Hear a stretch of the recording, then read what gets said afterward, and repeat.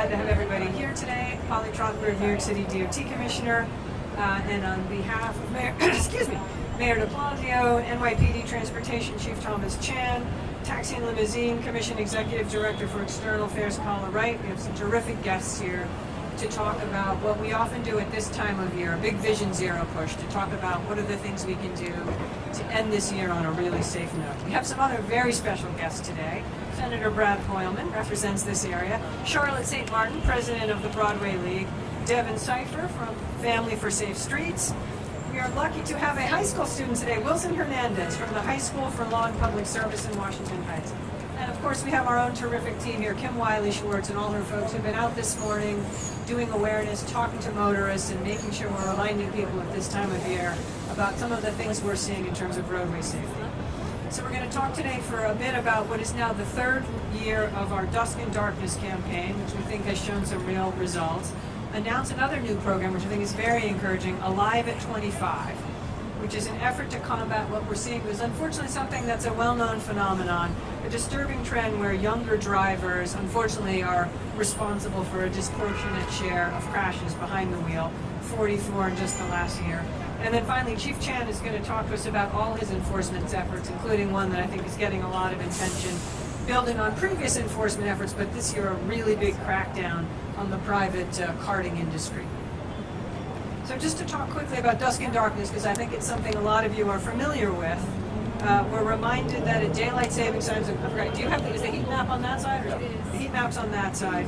We see with the end of daylight savings a real spike in crashes and fatalities. It gets darker earlier where people are still out on the streets. You can see, you get low visibility. And we've seen that in the 2 years that we've launched the Dusk and Darkness campaign, a real drop in what had been a real spike in fatalities in the fourth quarter of the year. We've learned from our vision experts, and we've talked about this before. We all know this. If you're walking or cycling or driving around at dusk, you have really low visibility. It's hard to see vehicles, hard to see pedestrians, hard to see cyclists. And so we want to make sure we're getting that word out. This is the time of year you really need to be safe behind the wheel.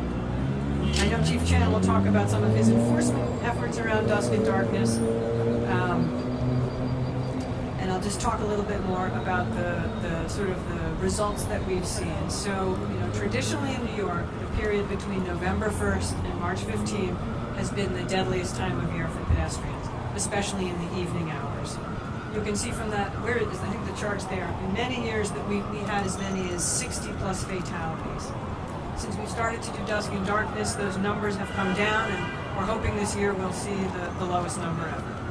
I also want to talk about another trend that we want to start to tackle. And one of the things I want to thank my team is we've continued our efforts on Vision Zero now for the 5th year. We're always looking at new ways we can get at fatalities. We look at geography, we look at driver behaviors, we look at times of day and seasonality. And now one of the trends we're trying to turn back is the disproportionate number of crashes we see with young people on age 25 and under. As part of today, we're introducing Alive at 25, a campaign, a 4-session educational campaign funded by the National Safety Council, offered to high school seniors, and we're lucky we're going to have a senior today, Wilson Hernandez, to talk about this. This fall, DOT safety educators began teaching this program to 2,500 students at 10 public high schools around New York City, including the entire senior class of 700 students at New Dorp High School in Staten Island. Particularly important because that's the borough, I think a lot of you know, that has the highest car ownership rate. Over 80% of households, and particularly a place where we want to make sure young drivers are learning safe behavior. So I'm going to turn it over to Chief Chan to talk about his enforcement efforts on Dusk and Darkness, and also I think the amazing work he's been doing on cracking down on the private karting industry. So Chief Chan, come on up. Thank you, Commissioner, and thank you all our colleagues here in Vision Zero. Good morning, everyone. Today marks the 3rd straight year that the NYPD, DOT, and our additional Vision Zero partners will spread out. Sorry. Okay.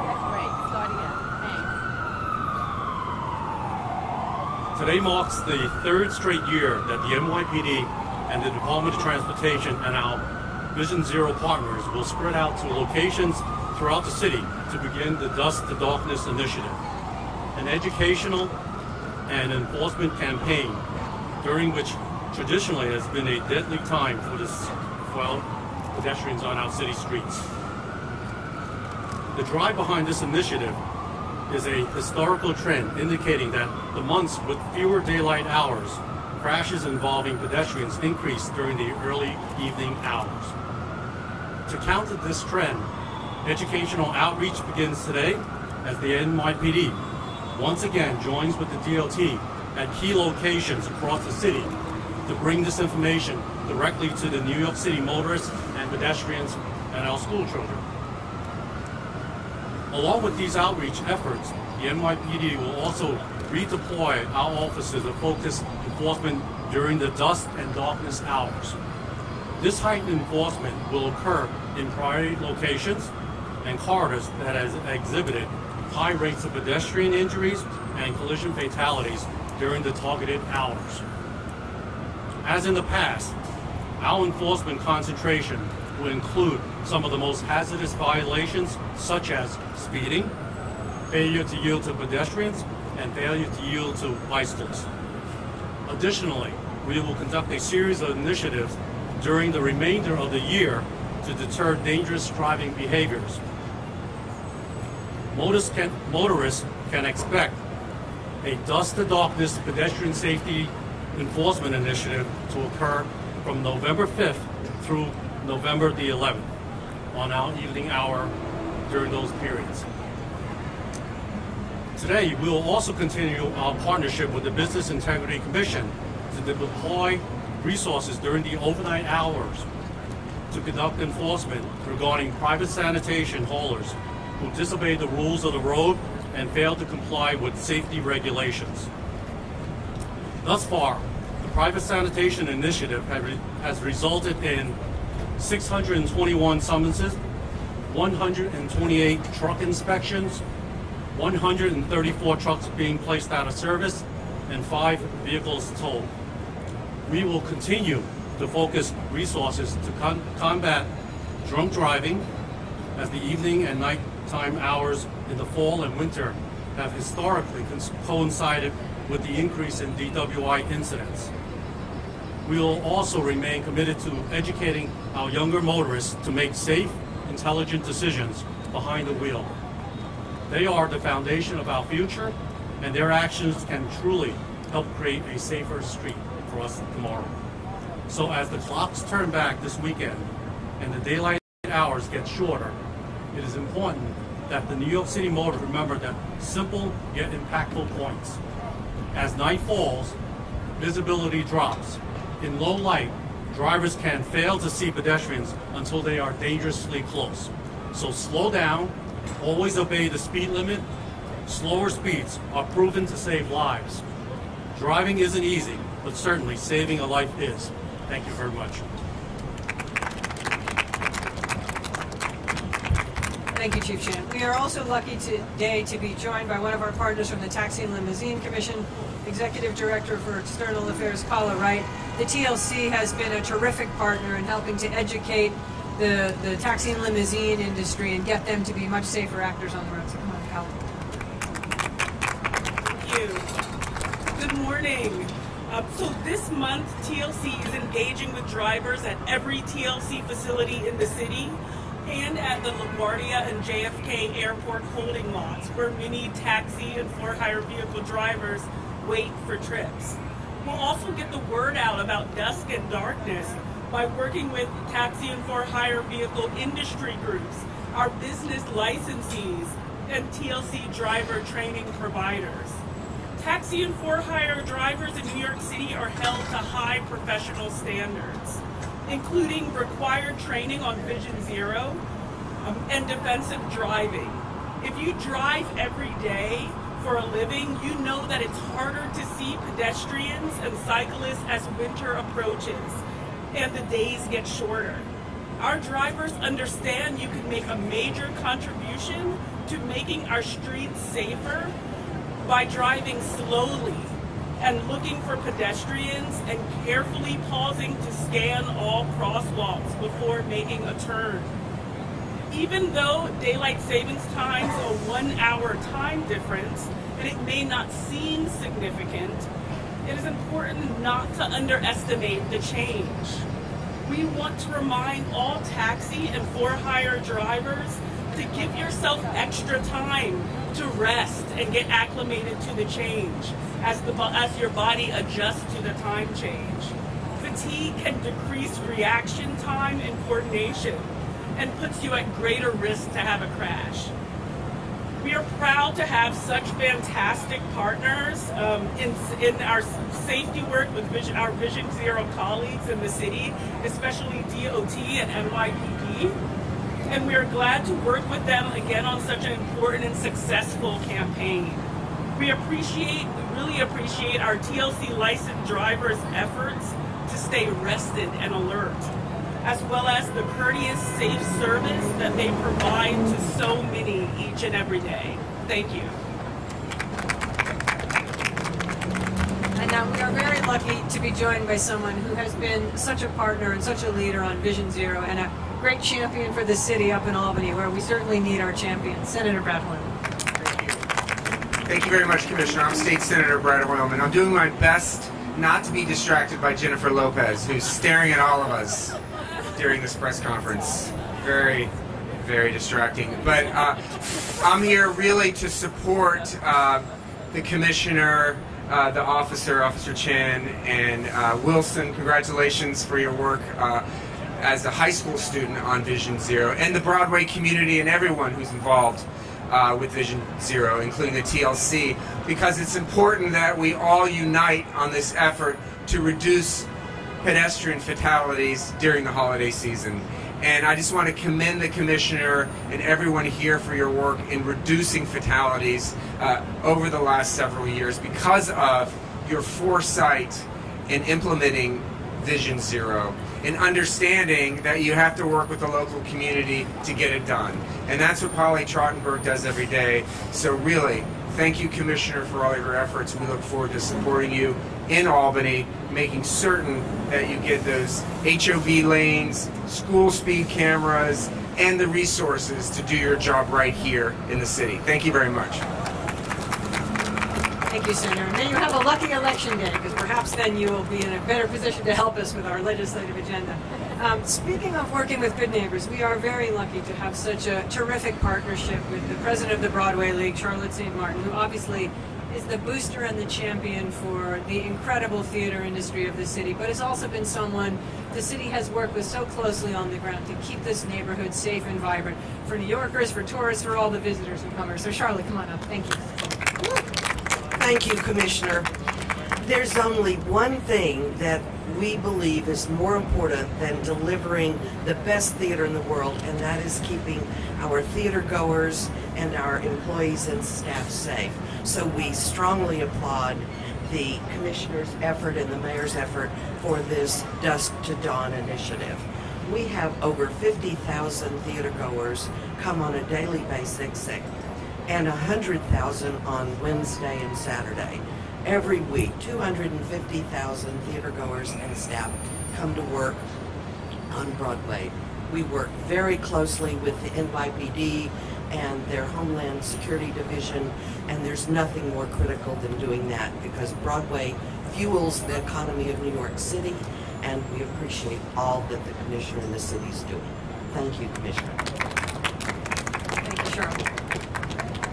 And now, it's no secret that a lot of the incredible work we've been able to do in Vision Zero, the credit goes to the advocacy community, who have been the wind in our sails and kept us honest and have been our partners and our champions up in Albany and here in the city. And I'm so pleased to have today someone from Families for Safe Streets, an important group that advocates on behalf of those who have lost loved ones in crashes or themselves have suffered life-changing injuries. And today we have Devin Cipher to talk about that. Devin, come on up.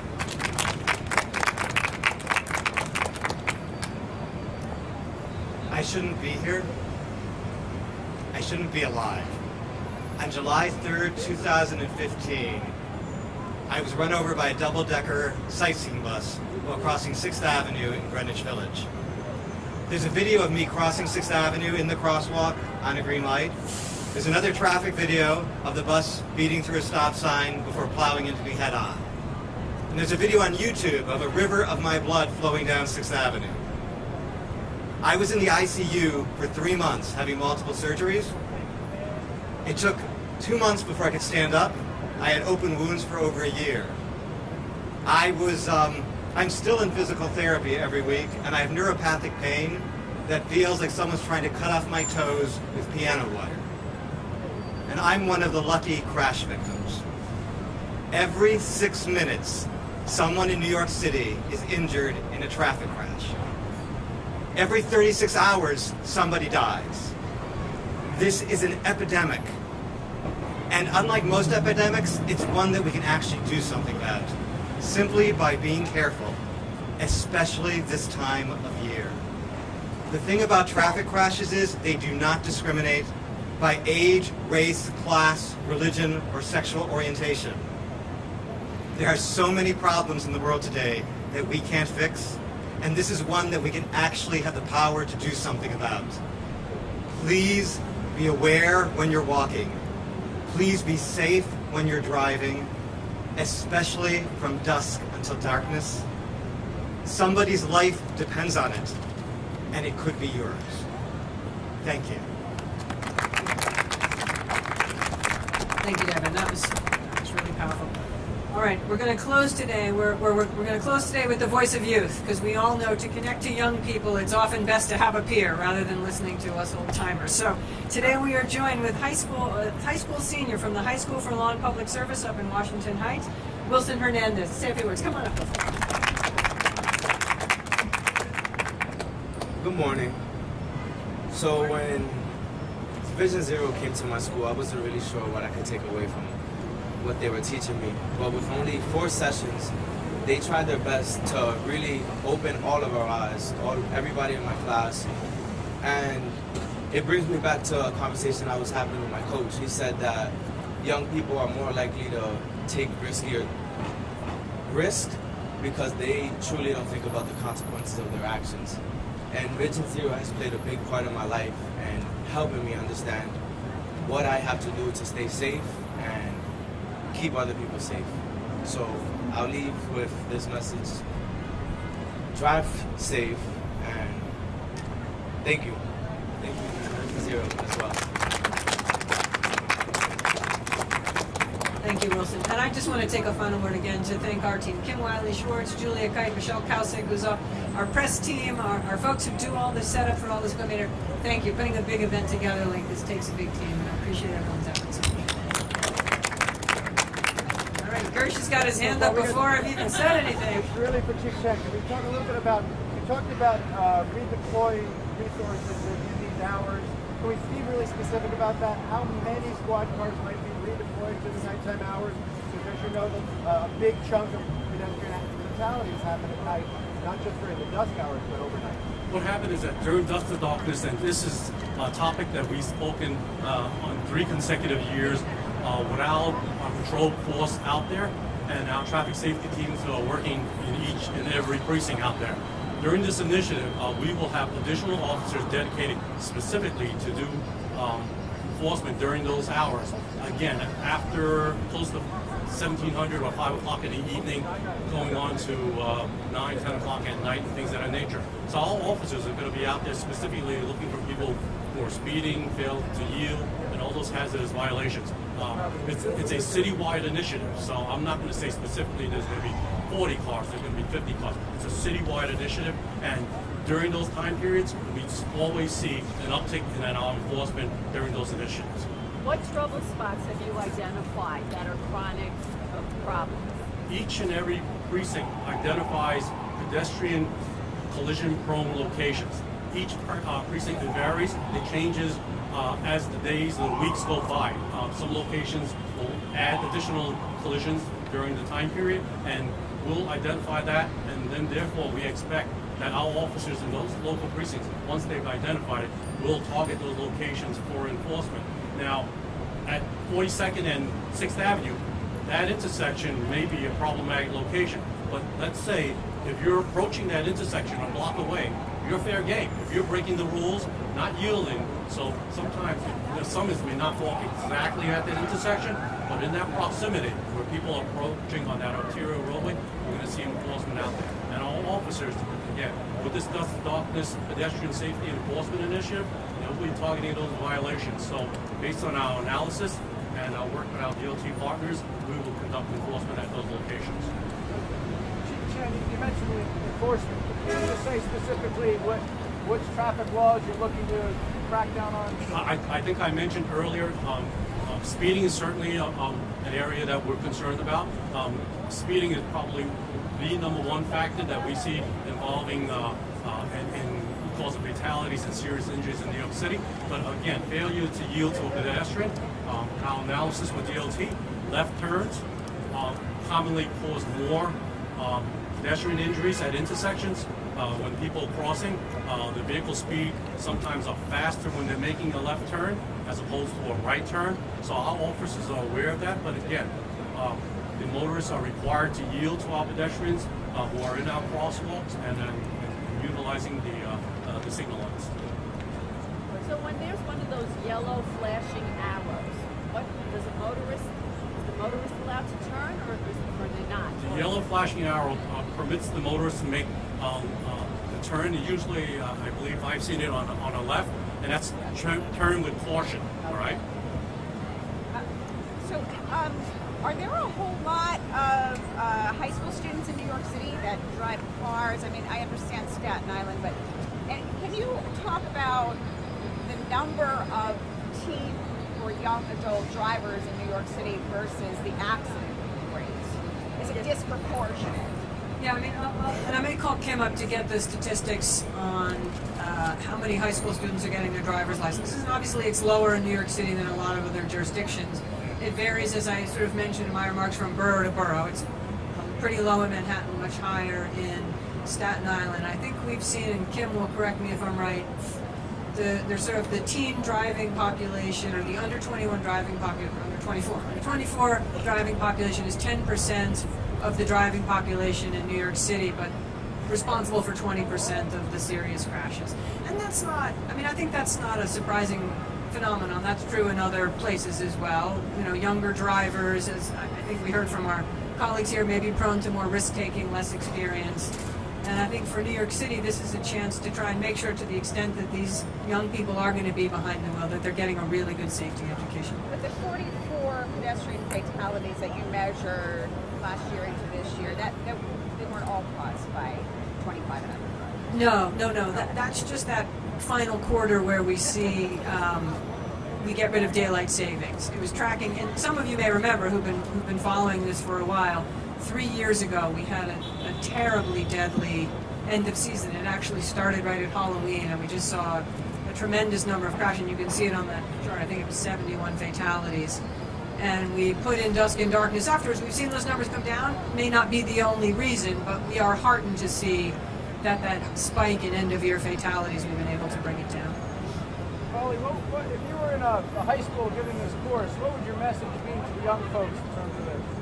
I mean, I'll give a little message, but I actually think it's most powerful when high school students hear it from their peers. I think to some degree maybe they turn out what their elders are saying. But I think, you know, having someone maybe like Devin who can speak to the human consequences, because that's one thing I think for all of us, but particularly for young people who feel themselves invulnerable, to be reminded that you make a mistake behind the wheel, there could be a tremendous consequence, not only for your life, but for someone else. I think for me to get to young people, having people from Families for Safe Streets who can talk about that, but then hearing from their peers too. Is there any thought to, at night, to make traffic markings on the street more clear, like for crossings, to have like day glow, markings on, pedestrian crossings, so because you can see those very brightly. I mean, we use a, pretty industrial grade reflective thermoplastic striping, which publications like Streets Block cover pretty extensively. And we have experimented over the years that there was sort of movement afoot in some cities to embed flashing lights into the roadbed. It turns out in cities with a lot of traffic and bad weather and salting of the roads, they didn't survive very well. But we are always trying to improve our markings game, using better materials, getting more of it on the ground. It remains one of the more challenging areas I've discovered in city operations. I'm going to go back to Chief Chan for a second. So, a very large percentage of pedestrian fatalities, 36%, not just during November, when it's dark, but all year long, happen after 9 p.m. and before 6 a.m. So it's not just a function of darkness, it's not just a function of the season, it's a function of people speeding rampantly around the city. What can you say to us today about the NYPD's efforts to crack down on what is considered the Wild West speeding that happens overnight in the city of New York? I think New York City has made a great inroad by reducing the speed limit to 25 miles per hour. What we've seen, speed enforcement, traditionally, in the past, Highway Patrol was the one who conducted speed enforcement, and that was on our highways. Today, each and every precinct has a safety team that also issues summonses for speeding violations. And that's where the major difference is, where we've had this dramatic decrease in pedestrian fatalities. I'll mention this is very important. New York City is leading the country, and what happened is that last year we broke the record by having less fatalities in New York City for pedestrians and fatalities compared to 1910 records. 1910. The Model T came out in 1908, all right? So what happened is that and we're trending in the right direction, and hopefully, and we don't want any fatalities. Right now, we are trending 12% less than last year, and we may break a 200 record, a 200 fatality record, and that by far is the lowest we have on record. So that's amazing, and that's based on the collaboration by DOT and all our partners. But again, we don't want any fatalities in New York City. One thing I will say, as a New Yorker, a lifetime New Yorker, as our pedestrians are crossing, certainly cross with the signal lights. I've come across, and I'm making turns. Personally, I make turns very slowly at intersections. But sometimes you have pedestrians who cross outside, and when I'm completing the turn, I'm not expecting to see somebody cross, and all of a sudden, they're there. And sometimes they're wearing very dark clothing, it's dark out, it's hard to see. So what happened is that please utilize the crosswalks there. They're meant there to help you and assist you and make you visible. Our drivers are expected to see you there, but nevertheless, we want to make sure our drivers are slowing down when they are making these turns, especially left turns. If I was going to tell anything to my son, I've told him before, making that left turn, you got to slow down, whether it's a left or right, but the left turn is more common hits for pedestrians. Let him drive? Yes, he's a good driver. All right, it's okay. I want to just add a little bit to what Chief Chan said to respond to Gersh's question. I mean, you know, we are continuing, Gersh, as you know, to re-engineer and redesign a lot of corridors, so to design them so we will be encouraging motorists at any time of night or day to drive at a safer speed. We're doing actually a bunch of left turn calming experiments, as you know, and we're actually seeing some really great results. But I can't help but make the pitch, particularly while we have Senator Hoylman here. We need to continue to expand our speed camera program, and right now we cannot operate those cameras, we can't issue summonses at night.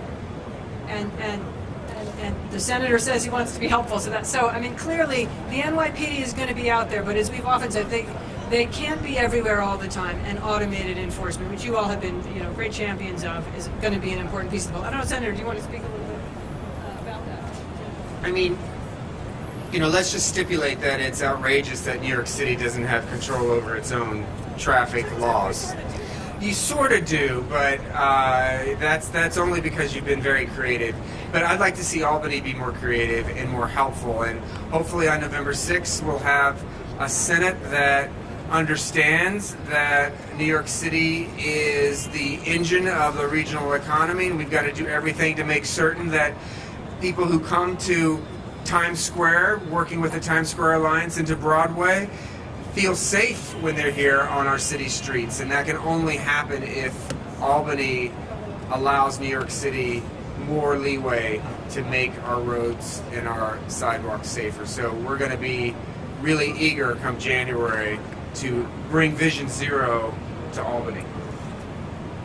What are your non-fatality numbers for, pedestrian injuries? I'm sorry, Jill, I can't hear you. What are your non-fatality numbers for crashes? Our non-fatality? Yeah, just when people are injured, serious and not. Oh, our serious injury numbers. You know, one problem we have with the injury data is that it lags profoundly because because it's a little more complicated to compile than fatality data. NYPD compiles it, goes to Albany, and then it comes back to us. But we'll get you.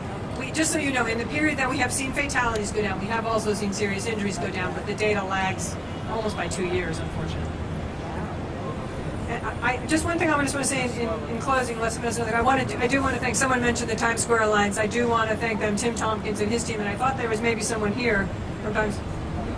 They're good. Okay, I don't know if anyone wants to say anything, but thanks to them, as always, terrific partners, and obviously letting us use this fantastic space to hold this event. One more question. All right, go ahead. Chief Chan, let's update us a little bit on the sanitation crackdown, because you put on some very big numbers here. It seems to me those numbers are extremely high, suggesting that if you guys did this all year long rather than just for 1 week, you'd get a lot of summonses to this rogue industry. Right. We've been conducting enforcement on private parking and sanitation throughout the year itself. But what we've done, the numbers I mentioned was just from the initiative starting this week, which was on Monday, and we'll continue with that right through Friday itself. But compared to last year in 2017, the summonses even prior to this initiative, it was 3 times what we did last year. So it's continuing an area that we can focus on, but nevertheless, driving safely and having our private sanitation, and they work very hard to keep our streets and sidewalks clean and picking up that debris. But they have a responsibility to operate safely on our roadways to protect our pedestrians and our bicyclists and the people who use the roadways. But these numbers are so high that suggests something. Does that suggest that this industry has been running reckless in the city? I would say that there are many areas that we've concentrated on, pedestrian safety, bicyclist safety, these initiatives out there. So nevertheless, we're going to concentrate overall for the safety of all our pedestrians, because the pedestrian safety initiative concentrates specifically for our pedestrians, and if those individuals are committing violations in front of the officer, then we will take action. Thank you all for being here, and really appreciate you helping us get the word out. You have, I think, been part of the success story of Vision Zero.